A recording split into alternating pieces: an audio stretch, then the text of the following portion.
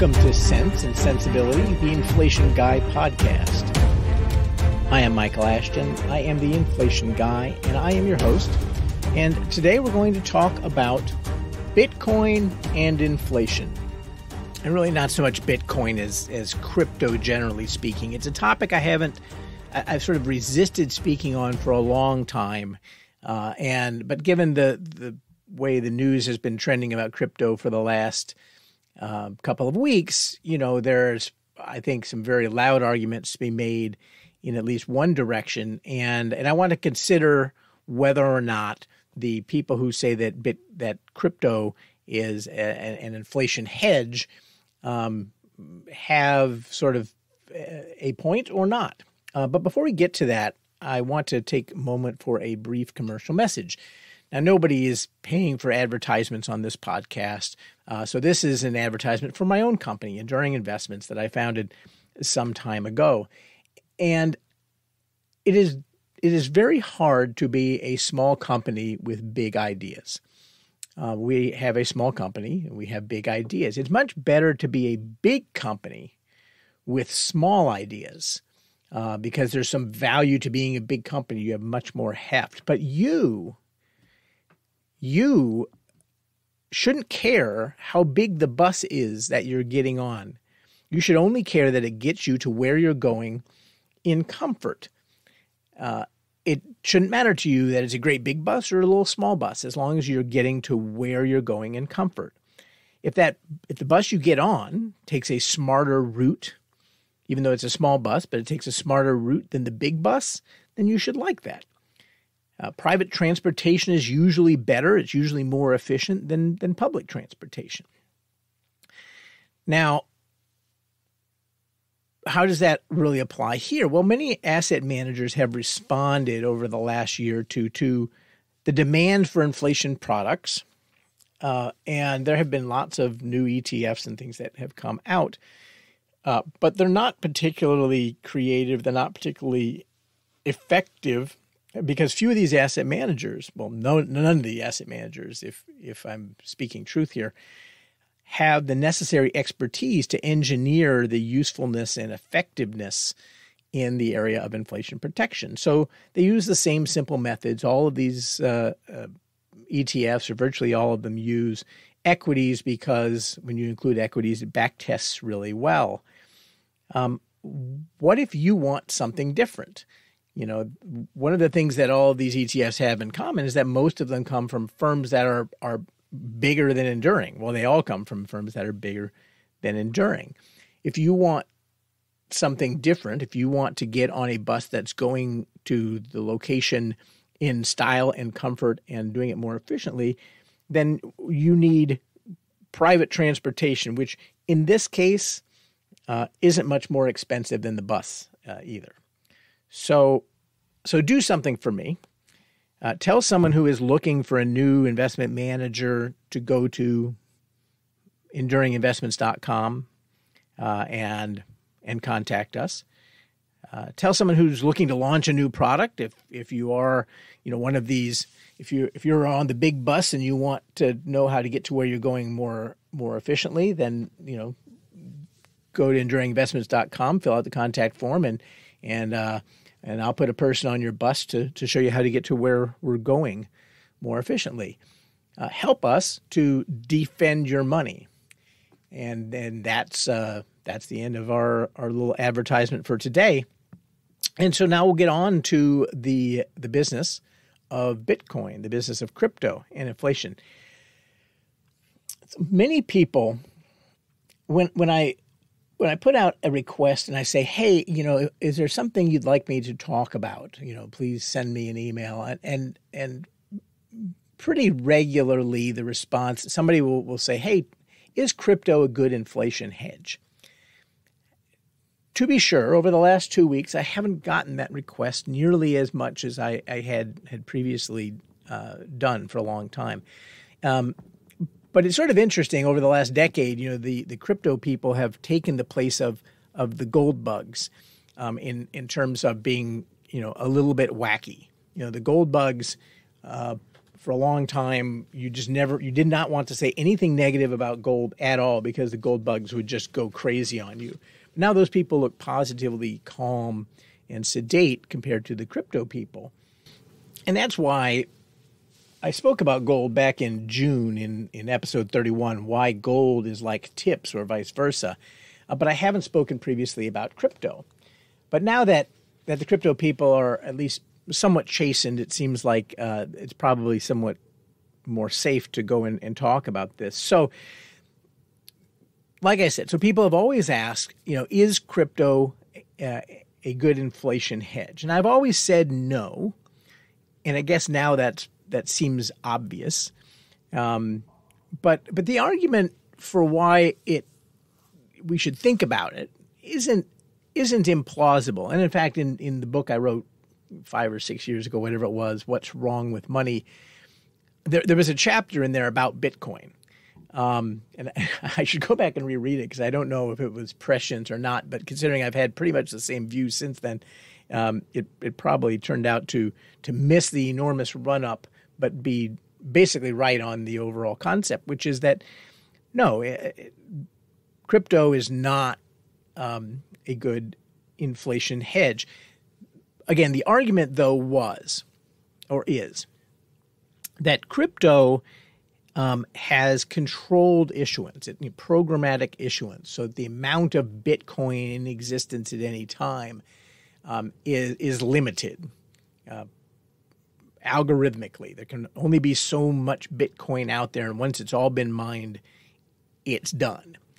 And virtually all crypto kind of works in a similar sort of fashion. There is sort of some natural limit as to how much can actually be out there. And so the argument is that, if you rely on the dollar or any currency, you're fundamentally having to trust the people in the Eccles building, the Federal Reserve, to manage that currency appropriately and to not abruptly print plenty of it.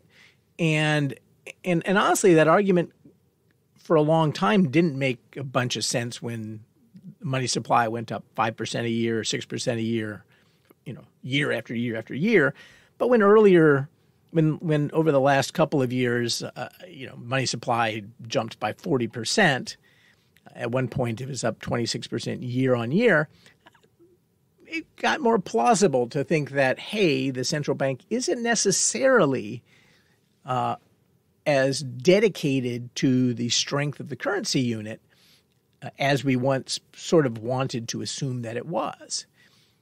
Inflation is a tax, and the central bank, a non-legislative body, can impose such a tax by printing lots and lots of the little green pieces of paper, or if you're from another country, the multicolored pieces of paper.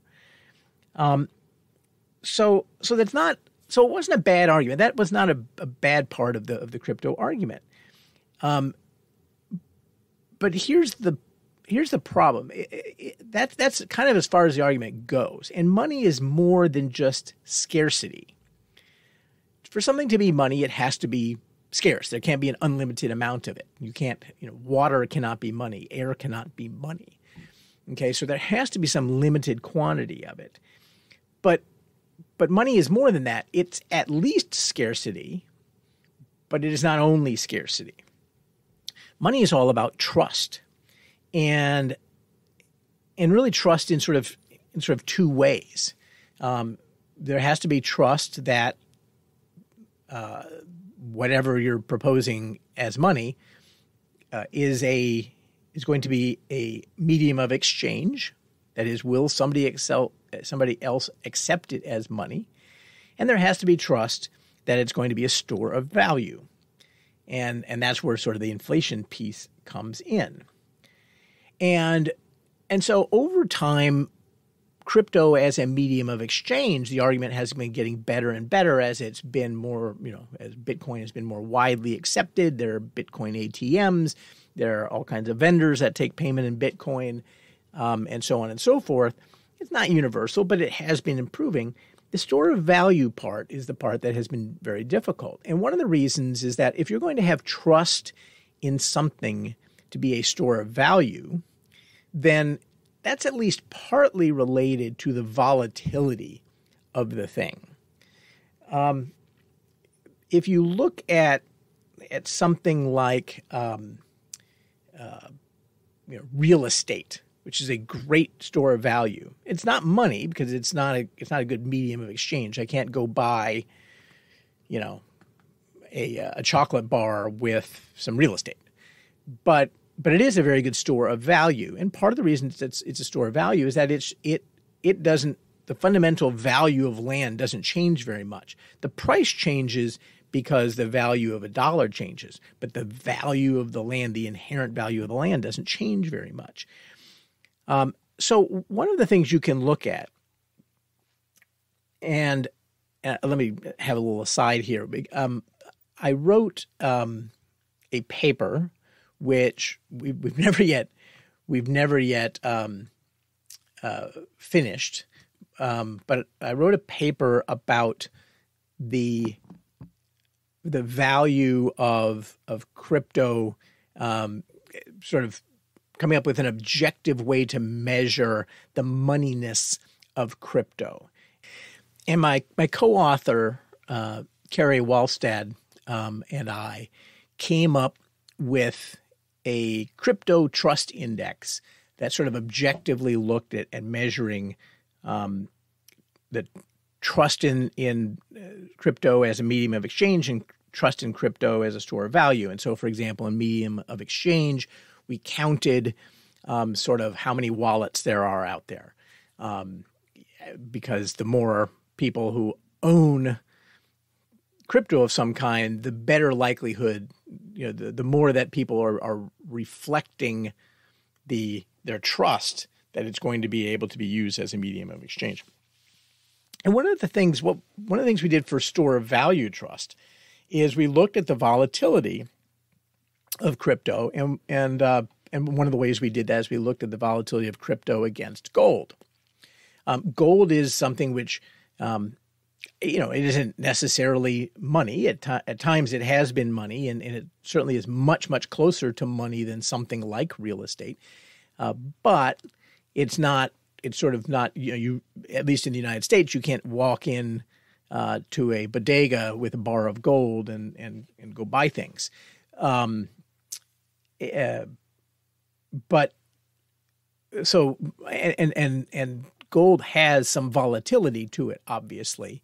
So its price, which you can think of as an exchange rate. So the gold price is an exchange rate between gold, which has sort of some inherent value. Again, the gold has a similar argument to crypto in that while the supply of gold is not algorithmically controlled, it's reasonably controlled. You can't suddenly double the amount of gold in circulation. There's just not that much gold out there. It takes some time to mine it.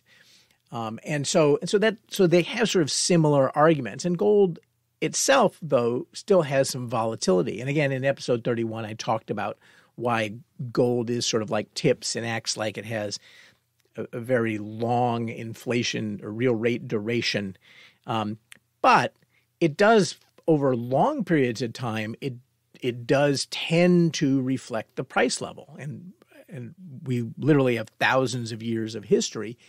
And we can sort of demonstrate that gold does a pretty good job over a long period of time of reflecting the price level, but over shorter periods of time, it can be fairly volatile. Well, its volatility pales by comparison to the volatility of crypto. And so the argument is that if something is incredibly volatile in price terms, then it's hard. Now, granted, some of that volatility could be on the side of the currency unit itself.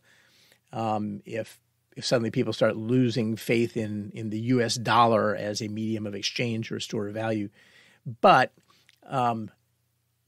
if something is very volatile, then it's hard to trust that over some reasonably finite time interval, a year, say, the performance of that thing will reflect a change in the price level? Will it be a store of value at all? Well, gold is over a long period of time, but over a period of 1, 2, 5 years, it's not as good a store of value. It's better than some things. It's not as good as some other things. And so gold would have a position, in terms of moneyness, that it is decent on the medium of exchange score, and it's pretty good on the store of value score. But compared to crypto, crypto is not even close to as good a store of value. It's just far, far too volatile relative to gold, relative to other things. So the long and the short of our crypto trust index, the long and short of the story is that, it sort of ebbs and flows. In general, crypto has been on sort of this improving trend for a very long time. It's still a long way from being money. And it's a long way from being anything which looks like partly because it's a long way from being anything that looks like a store of value. Bottom line is there's just too much volatility. So now, big statement about investing, and especially with investing for protecting the value of your money. Investing is not supposed to be exciting. Okay, so the long-term result of investing should be exciting. You end up having a lot more money and you can buy more things and whatever. But investing is not supposed to be exciting. Excitement in investing terms means that you are making money, you're losing money. You're making money, you're losing money. And so relative to whatever your goal is, you're not very confident that you're very close to your goal, right? So anything which is super exciting as sort of a first pass guess, if you're in it and you're doing it because it's exciting, then you're not really investing. Your first guess should be, well, this isn't a whole lot like investing. Like, gambling on the horses is really super exciting, and it is not in any way investing. In buying crypto is super exciting. You cannot reasonably call it investing. It is speculation at best. There's no reason for it to go lower, left, up, or right, for it to continually gain in value over time. And part of that's because there's no natural intrinsic value. The value of crypto comes down to how much do people trust it. And right now they don't trust it very much because of recent developments. So now I know that when this podcast drops, that I'm going to get some pushback on the notion that investing shouldn't be exciting or doesn't necessarily have to be exciting. But let me develop that a little bit further. And it's worth developing because investing is going to be more exciting over the next 10 years than it was over the last 10 years. We are in a higher inflation environment, and we're going to be in a higher than 2% inflation environment for a while. I believe that we're going to be in a 3 or 4% environment now for a number of years. If that's true, then it means a couple of different things for the assets that we typically invest in, the main ones, stocks and bonds. One is it means more volatility. Higher inflation environments are historically more volatile environments. Because the value of the underlying unit is changing, it's no longer stable, it makes everything else in price terms more volatile as well. But also, and something which I've mentioned on the podcast in the past is higher inflationary environments induce a correlation between stocks and bonds. So one of the reasons that you have both stocks and bonds in your portfolio is that over the last 25 years or so, stocks and bonds have been inversely correlated. And so the idea was that you could buy stocks, buy bonds, and the combination would have less volatility than if they were correlated. So that when stocks go up because we're bullish about growth, then bonds tend to go down because interest rates tend to go up. And when bonds go up because interest rates are falling, that usually means bad things for growth, and so it's bad for stocks. And so if these things tend to move in opposite directions a little bit, then it means less exciting investing, because if stocks go up 40%, our account will not be up 40%. But also if stocks go down 40%, our account won't be down 40%. So it's less exciting. So that's a good thing. Lower risk is a good thing. But we're moving into an environment where that is changing. It already has changed some, and it's going to be different going forward. And what I say in fancy speak when I'm speaking at a bond investors conference or a risk conference is I say that, look, the correlation matrix on which you've based your portfolio allocations over the last 2 decades is no longer the right correlation matrix.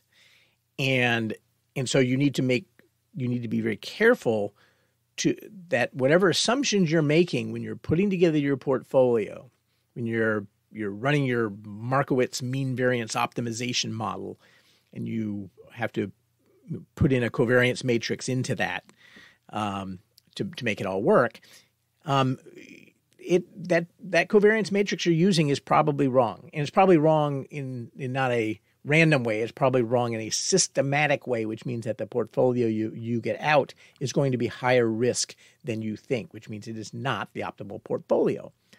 We don't know what the real covariance matrix looks like, but it's likely to be one where stocks and bonds are much more highly correlated than they have been.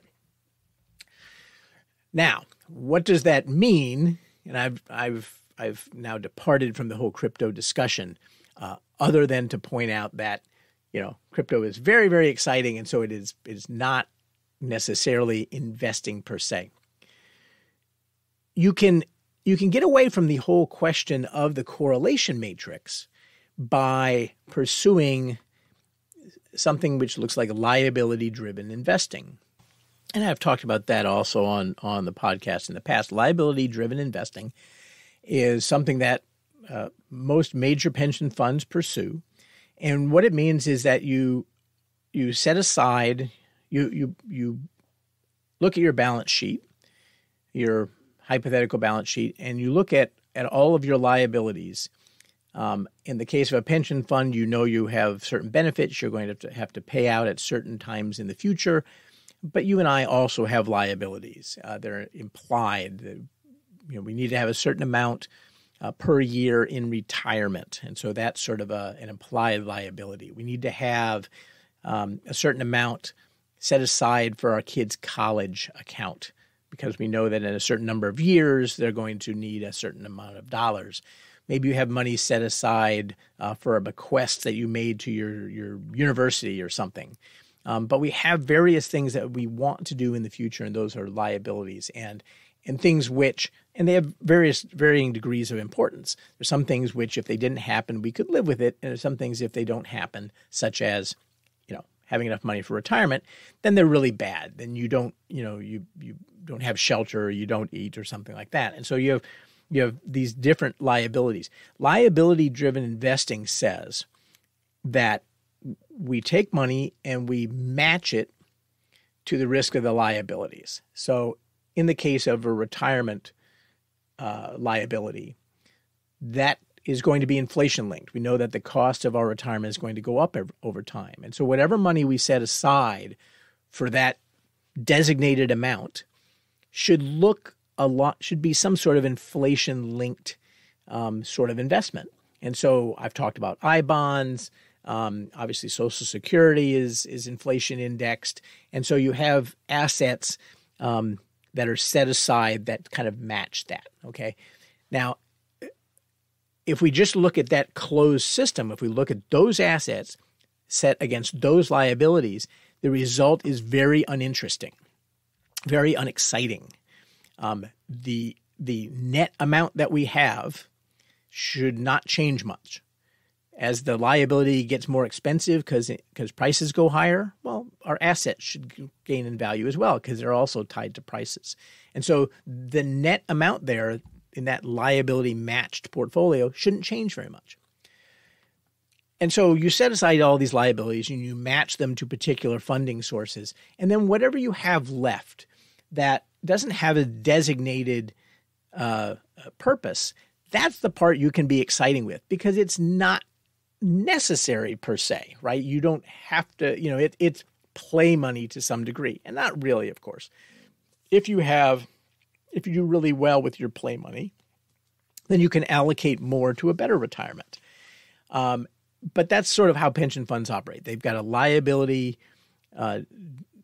immunizing portfolio, a liability defeasing portfolio, and then they have a return seeking portfolio. And that's the way that individuals should probably think about their problem as well. Now, where crypto sort of fits into that is a very small part of the return-seeking portfolio.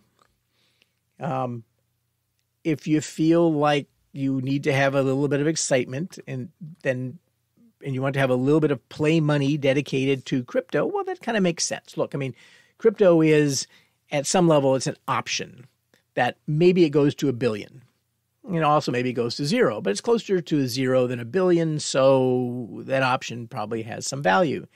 You shouldn't hold very much of it, but you can make an argument that volatility in the return-seeking part of your portfolio isn't necessarily an unalloyed negative as it is in the liability immunizing part of your portfolio. But anyway, I'm starting to get a little too complex here, and this could go on for a very long time. But the bottom line is, with respect to crypto, it is too volatile to be considered really honestly, it's too volatile to be considered an investing asset.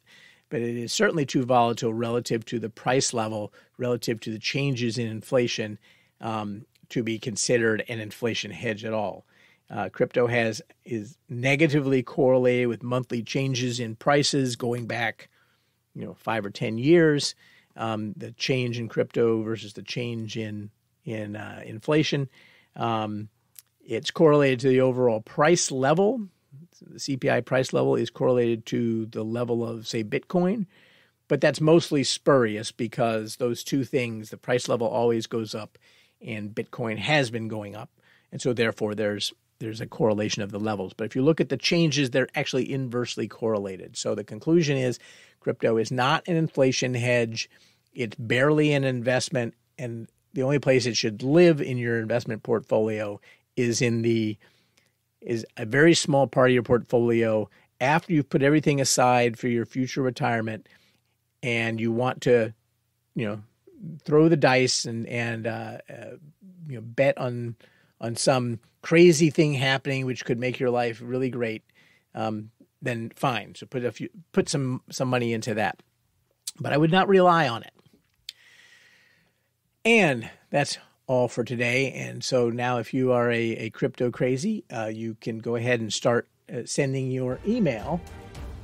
You can send that email to inflationguy@enduringinvestments.com. Or if you're not a crypto crazy and you want to make some other sort of comment, you can send an email to inflationguy@enduringinvestments.com. You can follow the blog at inflationguy.blog. You can follow me on Twitter at inflation_guy, or you can actually subscribe to the premium Twitter service that I have. Visit Enduring Investments, as I mentioned up top, and we can talk about what we can do together. And most importantly, whether you do it with me or you do it on your own, defend your money. If inflation is coming for you, remember, you know a guy.